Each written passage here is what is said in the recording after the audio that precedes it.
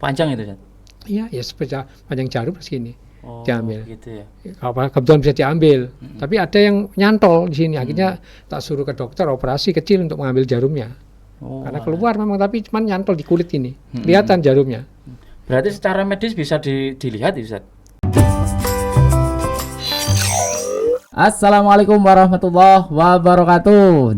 Jumpa lagi di podcast Lasta Masa bersama Ferry. Nah, sore hari ini pemirsa Muhsinin yang dirahmati Allah Subhanahu wa taala, kita kedatangan tamu spesial.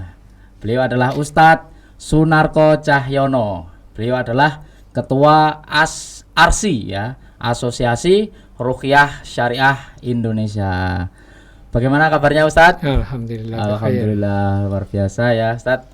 Lama sekali Ustadz saya tidak berjumpa jenengan, sekitar mungkin 3-4 tahun dulu. Saya pernah berkunjung di rumah jenengan sebagai pengantar pasien dulu Ustadz. Karena salah satu siswa saya dulu terkena ya, mungkin ya, terindikasi mungkin ya, seperti itu. Nah ya Ustadz, ingin saya bercerita Ustadz, menyampaikan dulu itu pernah teman saya bercerita kepada saya, itu katanya teman saya itu pernah melihat sesosok nenek itu putih dari kepala ya, rambutnya sampai kaki itu putih, tidak ada hitam sedikit pun tidak ada. Kemudian pernah pula melihat kera yang cukup lumayan besar ukurannya. Kemudian itu juga warnanya putih sekali, dan itu dilihat malam sekitar jam 12-an lebih lah itu. Kemudian yang terakhir itu katanya pernah jadi imam ketika KN dulu di sana, itu makmumnya itu ada suara tapi tidak ada wujudnya. Nah, sehingga ketika makmum dia mempunyai perasaan, wah ini ada tidak ya ini orang yang di belakang saya. Nah, apakah teman saya itu termasuk orang yang mempunyai sixth sense atau indra keenam? Ya, alhamdulillah. Ini ya, jadi kalau seseorang yang berhubungan dengan ya dilihat di penampakan seperti itu, memang ada beberapa ini ya. Kalau seseorang itu melihat wujud jin dalam wujud aslinya ya, asli waktu Allah menciptakan ya, itu maka persaksiannya ditolak. Sebagaimana apa yang disampaikan oleh Imam Syafi'i ya, dalam ini yang mungkin sering kita dengar kan, orang kalau melihat jin maka syahadatnya ditolak katanya, begitu ya. Gitu. Tapi sebenarnya yang dimaksud dengan melihat wujud jin itu adalah wujud yang aslinya, gitu loh. Asli waktu Allah menciptakan jin itu. Nah, tetapi kalau dia melihat wujud jin dalam misalnya menjelma menjadi yang kasat mata, yang bisa dilihat seperti ular atau mungkin binatang yang lainnya, atau binatang-binatang yang bisa melihat jin itu kan juga seperti anjing, keledai itu kan bisa melihat ini ya. Jadi kalau dia menggonggong atau meringkik seperti itu juga berarti dia melihat jin. Nah, kalau yang temannya yang mendengar ada suara ketika imam sholat tas sendirian, tahu begitu dolin, tahu belakangnya amin begitu ya, kan ada yang gitu, atau ketika salam, assalamualaikum dia salam gitu, seperti itu. Nah, itu ada beberapa kemungkinan. Yang pertama, dia memang ada jin yang ngikut. Ya, ada jin yang ngikut. Jadi misalnya jin itu kadang suka iseng, orang ini lagi ngapain sih, diikuti gitu. Terus ada juga itu adalah yang jin yang perewangan gampang itu ya. Perewangan. Ya, istilahnya perewangan itu apa, Ustaz? Perewangan itu ya semacam gini ya. Jadi kita punya kerjasama dengan jin. Nah, itu. Jadi dia misalnya itu kebetulan jin Islam misalnya gitu ya. Sebagai aku ikut makmum awakmu misalnya begitu. Ya udah, tetapi ya itu pasti ada kesepakatan yang harus dianukan oleh manusia dan jin tadi itu. Berarti itu jin itu bisa menjelma ke binatang-binatang seperti yang disebutkan tadi ya. Ada anjing, ular, seperti itu ya. itu ini ya Ustaz, yang apa namanya menjadi apa ya pertanyaan juga Ustaz. Sering sekali itu kita istilahkan jin ya, jin, kemudian ada juga setan, juga ada iblis. Nah itu secara umum ya itu kayak sama gitu ya Ustaz ya. Nah itu ada nggak perbedaannya Ustaz? Iya, sebenarnya sih secara ininya kalau kita iblis ya, iblis itu memang bangsa jin, tapi yang sudah dilaknat oleh Allah itu namanya iblis. Dan iblis itu pasti sudah sesat kan gitu. Dia sudah dinas oleh Allah bahwa dia pasti masuk neraka kan iblis itu. Nah, gitu. Ada kemudian jin ya, golongan jin itu yang sama dengan manusia, ada yang Islam, ada yang kafir. Nah, jin yang kafir dan manusia yang kafir itu namanya setan. Jadi setan itu sifat. Oh sifat ya. Bukan ya manusia kalau kafir itu setan itu. Gitu.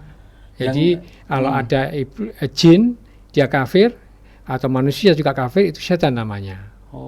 Gitu. Jin kafir, manusia kafir itu disebut setan.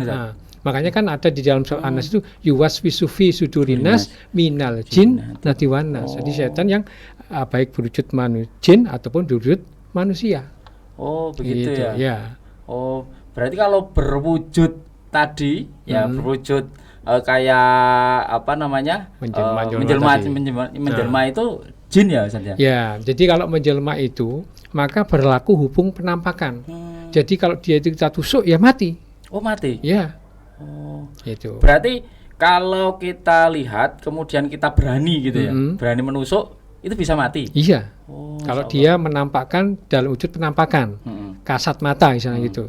Tapi kalau dia wujud aslinya nggak bisa, karena kita nggak bisa ngelihat kecuali dia sengaja mengganggu kita. Iya. Itu. Waktu itu katanya juga teman saya itu putih kemudian kalau secara dilihat itu jelas sekali, jelas sekali wujudnya itu jelas. Itu adalah nenek-nenek, itu adalah monyet gitulah kera itu tadi. Nah itu wujud sekali. Nah itu mungkin berupa wujud aslinya atau bagaimana ya? Ya kalau seperti itu penampakan. Penampakannya. Ya. Sebagaimana gitu ya. Ini kan Ibnu Abbas ketika sebelum meninggal itu berpesan kepada muridnya itu gini, kalau nanti kamu sholat kemudian melihat aku ketika aku sudah meninggal, maka tusuklah itu sebenarnya bukan aku. Gitu. Jadi dia bisa menampakkan wujud syekh yang sahabat Rasulullah tadi itu berwujud manusia. Jadi akhirnya muridnya Ibnu Abbas tadi setiap sholat itu selalu menaruh pedang di sampingnya. Begitu kelihatan wujud gurunya muncul langsung ditusuk ya. Dan terjerembab seperti mati begitu jatuh. Kalau mati itu jatuh seperti manusia pada umumnya jatuh. Seperti itu. Iya. Terus orang lain bisa melihat atau tidak? Bisa kalau memang dia kasat mata. Itu bisa melihat. Begitu ya. Kecuali kalau ada memang sengaja jin itu yang mengganggu manusia, itu misalnya jenengan diganggu oleh jin itu, ya hanya jenengan aja yang lihat, yang lain nggak ngelihat. Gitu. Itu sengaja memang jin ganggu. Makanya kan ada beberapa manusia itu yang bisa ngelihat jin. Ya. Nah, itu ada beberapa kemungkinan. Kenapa orang kok ngelihat jin itu pasti harus diruqyah. Ya. Yang pertama, orang ini bohong, nggak bisa ngelihat, tahu-tahu ngomong bisa melihat biar dikatakan orang sakti, orang pinter, kan begitu. Kemudian yang kedua adalah orang yang sengaja memang diganggu oleh jin. Jadi itu menampaki ke orang itu aja, ke lainnya enggak. Itu. Kemudian yang ketiga orang yang kesurupan, itu pasti bisa ngelihat. Jadi yang lihat itu mata jinnya. Kemudian yang keempat orang yang kesurupan. Orang yang bersekutu dengan jin tadi itu. Ya, perewangan lah. Perewangan itu tadi ya. Itu. Kecuali juga yang keempat itu orang yang di lain ini ya, ada yang itu istidraj ya, bisa saja itu ujian diluluh oleh Allah ben kon tambah jauh dari Allah gitu ya. Nah itu istidraj namanya. Ada yang juga itu karomah atau maunah dari Allah, dia diberikan kelebihan Allah untuk melihat itu. Bisa melihat gitu ya. Dan itu tapi tidak bisa dipraktekkan tapi itu hanya sewaktu-waktu itu aja dilihatkan ada itu. Memang bisa melihat. Tapi nggak bisa kayak ngumpulkan orang, aku iso ndelok jin. Nah, itu tidak bisa. Oh. Nah, seperti itu namanya maunah atau karomah. Maunah karomah. Ya. Ya. Dan maunah karomah kan nggak bisa dipelajari, Nggak itu yang bisa. dari Allah. Oh. Ya. Kalau ilmu gaib yang bisa dipelajari itu sihir namanya, sihir haram hukumnya. Haram hukum. Nah, Ya, itu. ya. Bersekutu dengan di sini. Ya, itu. Oh, ya. Oke, Ustaz. Menarik ya perbincangan kita ya tentang jin ini tadi ya. Ini Ustaz, tadi disebutkan diganggu ya, diganggu. Diganggu itu sama enggak Ustaz? Artinya dengan kerasukan jin itu Ustaz. Kerasukan jin kan ada istilah juga ya. Diganggu dengan kerasukan. Nah, itu apakah sama Ustaz? Kalau diganggu itu jinnya itu tidak masuk ke tubuh kita. Oh, begitu. Dia hanya menampakkan ya di gitar atau dengan bisikan-bisikan itu supaya misalnya kita dibisiki, oh kamu lakukan ini gitu. Kan ada orang kadang-kadang yang membunuh temannya karena bisikan. Oh, Itu. gitu. Jadi dia aja yang dengar bisikan itu dan dia menuruti bisikan itu. Langsung seketika bunuh gitu aja. Ya. Oh, itu gangguan itu. Ya, itu istilahnya hanya ya ditampak-nampaki gitu gangguan nampak-nampaki. itu. Oh, Tapi ya. kalau dia kemasukan jin, nah itu kan berdampak dalam dirinya. Bisa karena nanti dampaknya sakit, bisa dampaknya kesurupan, atau juga bisa dampaknya dia malah jadi orang sakti. Sakti. Oh. Nah, itu. Yang bisa Tahu-tahu melakukan bisa apa-apa ya. tanpa belajar. Oh, tanpa belajar bisa Ya, melakukan. tahu-tahu bisa seperti ini, yang gitu. Oh, ya. Itu Oke. seperti itu. Nah, ini Ustaz. Ciri-ciri Ustaz. Dan apa ya? Istilahnya itu mengapa ya Ustaz? Mengapa orang itu bisa kerasukan Ustaz? Nah, itu. Ya, yang pertama yang jelas itu adalah kurang zikirnya. Oh, berarti kiri. Ya, lemah ibadahnya juga ya. Jadi gini, ciri-ciri kalau kita orang yang terkena gangguan itu ya. Yang pertama, kalau ibadah itu malas. Oh, malas Sholat, ibadah ya Ustaz? iya. Oh. Kalaupun sholat itu sering lupa hitungan rakaat sholat. Oh, itu gangguan itu ya Iya. Ustaz? Misal harusnya 4, 3 Tiga. sudah salah gitu. Iya. Oh, gitu. Kadang-kadang kan kita pas sujud itu, Oh, iya. atau ketika takbiratul ihram kita ini tadi kedua apa ketiga ya? Oh, iya. Kita bikin itu seperti itu. Oh. Itu sering tapi kalau kita kecapean lupa itu ya mungkin wajar lah ya.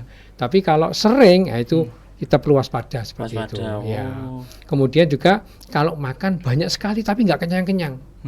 Mungkin kalau ada anak kita atau saudara kita yang biasanya makan sepiring habis, nggak, ya kadang-kadang nggak habis. Tapi ini makan sampai 1 bakul, 2 bakul, nggak kenyang-kenyang. Nah itu juga kita perlu waspada. Itu ya Nah, itu ciri-cirinya bisa, juga. Ustaz? itu. Oh. Ya, kemudian sakit yang tidak terdeteksi oleh medis. Jadi secara fisik kita sakit, tapi diperiksakan ke dokter, di lab diapakan pun nggak ada penyakitnya. Nggak ada penyakit. Ya, itu. Tapi juga. manusia itu merasakan ya? Iya, sakitnya gitu Oh. loh. Terus yang istilahnya ini Ustaz, mohon maaf ya. Iya. Itu kan kerasukan ya, kerasukan kemudian ada muntah Ketika apa ya, paku gitu ya. Paku kemudian ada apalagi itu darah seperti itu ya. Nah, itu juga sama walaupun tidak ada penyakitnya, kadang kan ada juga ya Ustaz ya. Nah, itu termasuk kerasukan juga ya berarti. Sebenarnya biasanya kalau ada benda-benda ketika dia muntah seperti itu, biasanya itu adalah sihir. Oh, sihir. Ya, itu sihir itu berarti dikirim oleh orang. Oh. Nah, kenapa kadang-kadang kok misalnya muncul paku ya atau apa? Kadang-kadang ketika misalnya di ruqyah pun kadang-kadang juga muncul paku juga, keluar paku dan sebagainya.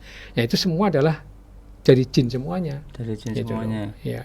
Oh. Atau kadang-kadang juga orang yang pakai susuk, pakai jarum ya. Kadang-kadang ada keluar jarum, tapi kadang-kadang ada mantranya aja yang masuk. Kayak kita ditipu misalnya susuk emas gitu ya. Karena dimasukkan begini yang masuk, kita kelihatannya masuk. Begitu hilang, udah diambil sama jinnya lagi, udah emasnya hilang, udah itu. Jarumnya udah taruh di tempat dukunya lagi. Jadi yang dimasuk di sini cuma mantranya aja. Mantranya saja. Ya. Oh. Kalau yang masuk biasanya itu yang jarum-jarum biasa. Makanya saya pernah meruqyah itu ada orang ketika susuk ya keluar dari sininya. Oh. Jarum. Panjang itu Ustaz? Iya, ya seperti panjang jarum segini. Oh, Diambil. gitu ya. Kalau kebetulan bisa diambil. Tapi ada yang nyantol di sini. Akhirnya tak suruh ke dokter operasi kecil untuk mengambil jarumnya. Oh. Karena keluar memang tapi cuma nyantol di kulit ini. Kelihatan jarumnya. Berarti secara medis bisa dilihat ya Ustaz? Iya, kalau sudah diruqyah dan muncul udah baru bisa. Bisa Iya, dilihat ya. uh-uh. Oh, tapi Itu. kalau belum bisa ya. Iya. Tidak bisa kasat mata itu tadi ya karena Ya kadang-kadang juga kan ini ada orang yang sakit perutnya kemudian ketika dirongseng oh kok di dalamnya ada paku, ada ini ya itu. Oh. Itu memang itu secara ini indikasi sihir. Nah itu sebaiknya ya dioperasi pun keluar ya ada lagi pasti. Ada lagi mesti. Itu karena nggak diatasi penyebabnya. Itu dia hanya akibatnya aja, ada paku kan ini itu aja.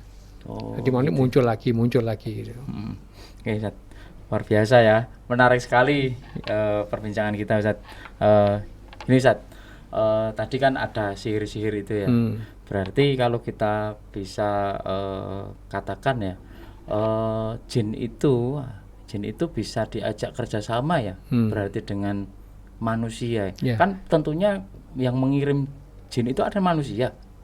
Iya betul. Gimana Ustaz menurut? Ya seperti yang saya katakan tadi bahwa manusia juga punya kadang-kadang yang tadi punya perewangan.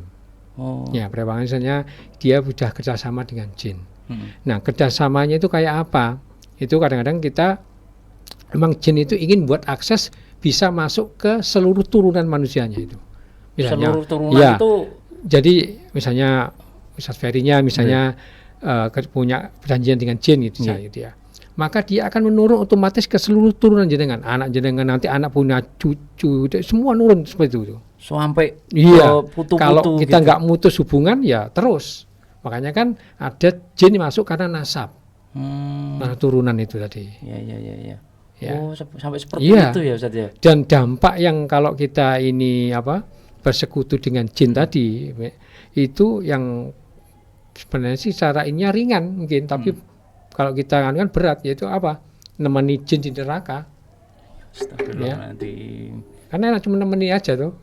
Kalau jinnya selamanya di neraka ya kita selamanya di neraka ya. Memang di dunia dia bantu kita, tapi nanti di yaumul akhir kita jin minta ganti menemani. Nah, gitu aja. Begitu itu yang kerjasama dengan begitu ya. Tapi di dunianya dia juga minta imbalan, misalnya kadang-kadang ya itu tadi sesajen gitu. Terus tumbal itu ya. Ya, kadang seperti itu. Itu yang di diminta dunianya. Belum di akhiratnya nanti.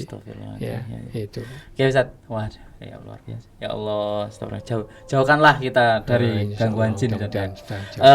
Gini Ustaz, itu kan gangguan ya, gangguan. Nah, bagaimana caranya Ustaz supaya kita itu bisa terhindar dari jin ya, cara penyembuhannya gitu loh Ustaz. Jika misal ya saya sendiri terkena misal, nah itu caranya seperti apa Ustaz? Iya. Jadi gini, kalau dalam konsep Tibun Nabawi ya, kalau kita sakit apapun ya, entah medis, entah non medis, entah psikis ya, yang pertama-tama harus kita lakukan untuk mencari kesembuhan adalah sholat sunnah mutlak 2 rakaat. Itu.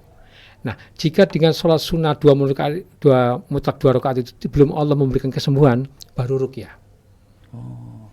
Kalaupun ruqyah juga terus kita lakukan ruqyah, ternyata Allah juga belum memberikan kesembuhan, maka lanjutkan lagi dengan perbanyak istighfar. Sebentar Ustaz, ruqyah itu apa Ustaz? Mungkin dijelaskan dulu Ustaz. Ini kan mungkin para muhsinin pemirsa ini kan belum tahu ya ruqyah ya. Mungkin bisa dijelaskan ruqyah itu. Jadi ruqyah itu kalau dalam istilahnya bahasanya itu adalah bacaan-bacaan atau doa-doa atau mantra-mantra lah kalau dalam dukun itu yang didasarkan kepada Quran dan Sunnah untuk supaya disembuhkan oleh Allah. Itu. Begitu. Berarti bacaan-bacaan Al-Quran gitu. Dan ruqyah itu sudah ada sebelum zaman Rasulullah, sudah ada. Tapi ruqyah yang syirik. Jadi ruqyah itu ada 2 macam, ada syirik, ada syar'i. Perbedaannya apa Ustaz? Nah, kalau yang syar'i itu yang pertama ciri-cirinya harus berdasarkan Quran dan Sunnah. Kalau ada misalnya pendeta ruqyah pasti nggak syar'i toh? Nggak syar'i. Itu. Nah, kemudian yang kedua harus dibaca dengan bahasa aslinya. Bahasa jadi Quran kan ya bahasa Arab gitu. Arab itu ya harus kita baca seperti itu Quran. Itu. Nah, kemudian yang ketiga harus dibaca dengan terdengar. Gitu. Jadi nggak komat kamit saja, karena ada orang gitu tapi nggak kedengar apa yang dibaca. Itu menter ya. Itu syirik. Syirik gitu ya. Atau diselingi kadang-kadang awalnya Bismillahirrahmanirrahim, tahu kemudian komat kamit begitu. Itu juga syirik. Nah, kemudian yang paling penting yang keempat adalah reaksi yang ditimbulkan ketika ruqyah itu bukan karena bacaan si peruqyah, tapi itu semata-mata karena Allah. Karena Allah. Ya, kalau ada peruqyah misalnya Ustaz Ferry nanti saya bacakan Al-Fatihah, nanti reaksi sampean. Gitu misalnya itu ya. Nah, maka peruqyah itu perlu diruqyah malah itu. Nggak benar itu peruqyahnya. nggak bener ya. Iya. Jadi peruqyah itu tidak bisa memastikan orang ini reaksi atau tidak ketika diruqyah. Karena reaksi itu hanya Allah. Orang itu muntah atau tidak, bukan kita nggak tahu. Seperti itu. Nah, kalau yang syirik itu banyak lagi cirinya. Yang pertama, kalau mau ruqyah misalnya tanya dulu wetonnya. Sampai wetonnya apa? Pahin, kliwon, lege, misalnya begitu. Kalau sudah ada mau ngobati tanya gitu, mendingan udah pulang aja, nggak usah diteruskan ini ya pengobatannya. Atau tanya nama ibunya. Kan nggak ada hubungannya toh pengobatan sama nama orang tua ibunya. Ya kalau kita daftar ke bank sih pasti ada kan nama ibu kandung. Jadi kalau di pengobatan nggak ada. Nggak ada ya. Nggak yang ada. Tanya-tanya tentang data pribadi. Nggak ada ya, paling nama orangnya yang bersangkutan aja.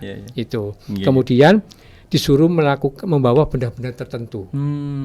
Misalnya ayam yang hitam pekat cemani gitu, atau membawa telur, atau membawa kambing nanti penyakitnya dipindah ke kambing dan sebagainya seperti itu. Itu nggak benar ya Ustaz? Nggak benar itu syirik. Benar mungkin sembuh tapi itu udah syirik, akidah kita ditukar. Ya, seperti itu. Jadi penyakitnya dipindah ke kambing. Padahal kalau ini pengakuan dukun yang sudah tobat ya. Kenapa kok bisa dari kambing kok kambingnya sampai misalnya orangnya sakit jantung, kalau ketika dibelek jantungnya kambing itu ternyata juga ini gitu ya. Nah itu ternyata adalah kerjasama juga dengan jin. Jin yang satu menekan titik sakitnya manusianya, yang satu itu mukuli bagian kambing itu sehingga ini memar, jantungnya ya. Itu sudah dipindah kambing itu. Kamu nggak sakit kan sudah. Nah itu pengakuan seperti itu. Seperti itu ya. Jadi itu. Nah, nggak ada kita penyakit di kambing itu. Nah, tetapi kalau kita kembali ke yang tadi yang kalau ya ini sedikit ini ya mungkin agak nyaman dikit trik-triknya tukang sihir dan dukun itu ya dibongkar lah ya. Tapi kita juga harus hati-hati. Nah, itu pengaruhnya luar biasa. Kelihatannya sepele, nggak ada apa-apa, tapi itu bisa menyangkut akidah kita. Contohnya misalnya begini, Nabi Ibrahim ketika dibakar nggak mempan kan? Wah itu trik aja itu. Akhirnya akidah kita ini seperti juga misalnya Nabi Isa menyembuhkan menyembuhkan orang yang sudah mati. Itu rekayasa nanti itu. Jadi dia tidak mengakui bahwa tidak ada unsur-unsur yang gaib juga ada, unsur jin lah seperti itu. Ya. Nah kalau kita sudah nggak mempercayai itu, semua dianggap trik. Wah berarti kita sudah nggak percaya sama Quran. Berarti Quran itu bohong lah berarti. Makanya kita hati-hati di situ. Ya kita bersyukur hanya itu aja, tapi kita juga harus hati-hati dengan statementnya seperti itu. Ini pendapat saya sendiri, karena itu pengaruh ke akidah soalnya. Siap. Ya, itu. Oke, Ustaz. Yang terakhir Ustaz, ingin supaya pemirsa dan kaum muslimin ya bisa terhindar ya dari gangguan jin. Menurut Ustaz, ya, itu bagaimana caranya Ustaz? Ya, yang pertama ya kita yang jelas ya ibadah kita jaga, sholat 5 waktu kita, kemudian juga tilawah kita. Karena terus terang dengan kita tilawah itu hati itu tenang, kayak kita zikir ya. Ala bidzikri tatma'innul qulub. Kita zikir hati jadi tenang. Itu. Bahkan ada seorang syekh dari Timur Tengah itu yang nyarankan kalau kita ingin berlindung dari gangguan jin dan setan itu bacalah trikul tadi, Al-Ikhlas, Al-Falaq, An-Nas. Nah, tetapi itu ada sehari itu berapa kali itu. Jadi gini, berkalinya itu maksudnya gini. Pagi hari habis sholat subuh itu 3 kali masing-masing. Al-Ikhlasnya, jadi Al-Ikhlas 3 kali, Al-Falaq 3 kali, An-Nas 3 kali. Nanti sholat duha juga baca lagi trikul tadi sekali aja. Habis zuhur sekali. Habis asar sekali. Habis maghrib 3 kali. Habis isya sekali. Nanti sebelum tidur 3 kali. Nah itu tinggal dihitung aja jumlahnya. Gitu. Dari sehari berapa kali. Itu insya Allah kita dijaga dari gangguan jin itu. Kemudian yang paling penting adalah damamul wudu. Selalu kita menjaga wudu. Ya itu. Apapun aktivitasnya ya Ustaz ya. Iya. Itu. Itu apakah kalau membaca trikul itu ya, itu termasuk ruqyah mandiri ya Ustaz? Ya. Termasuk ya Ustaz? Ya. Itu masuk ruqyah mandiri. Jadi gini, ruqyah mandiri memang seharusnya itu yang dianjurkan Rasulullah itu ruqyah mandiri itu, bukan kita minta peruqyah. Kecuali kalau kita belum bisa, kita minta tolong ke peruqyah. Tapi kalau kita sudah bisa, hendaklah kita belajar ruqyah mandiri. Mandiri. Ya. Ruqyah mandiri itu mungkin kita sudah tahu itu pernah melakukan, tapi kita nggak tahu itu ruqyah. Iya. Contohnya misalnya begini, sebelum tidur kita disunahkan untuk berwudu dulu kan, Iya. kemudian membaca Al-Ikhlas, Falaq, An-Nas, ya. ditiupkan ke telapak tangan, Ya. diusapkan ke seluruh tubuh. Nah, itu juga bagian dari ruqyah. Ruqyah itu penjagaan, bukan untuk pengobatan tapi ya, itu. Nah, kemudian kita juga ketika pagi hari misalnya habis sholat subuh, kita juga diniatkan dzikir atau ruqyah itu ya. Kita baca la ilaha illallah wahdahu la syarikalah lahul mulku walal hamdu wa huwa ala kulli syai'in qadir. Kita baca 100 kali. Itu. Seperti itu sebagaimana iya itu. Baik, terima kasih Ustadz. Yeah. Luar biasa ya perbincangan kita berkaitan jin tadi ya, dari mulai gangguannya, kemudian boleh nggak kerjasama dengan jin, nah itu tadi ya Ustadz ya. Kemudian dan solusinya ya, solusi bagaimana kita bisa terhindar dari jin. Alhamdulillah, terima kasih Ustadz Sunarko ya atas waktunya sore hari ini. Semoga bisa bertemu lagi di acara selanjutnya ya.